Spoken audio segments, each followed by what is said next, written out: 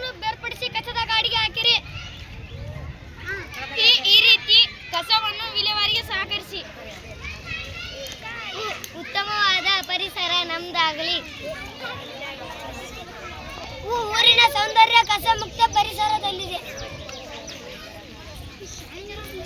ಋಣಾತ್ಮಕ ಪರಿಣಾಮ ಬೀರುವ ಪ್ಲಾಸ್ಟಿಕ್ ಬೇಡವೇ ಬೇಡ.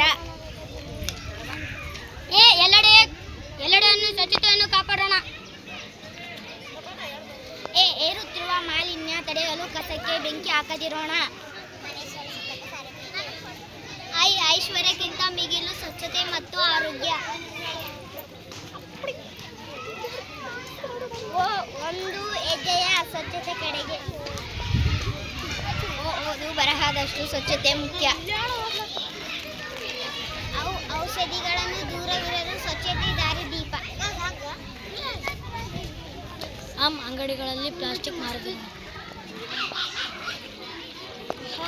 ಸ್ವಚ್ಛ ಸುಂದರ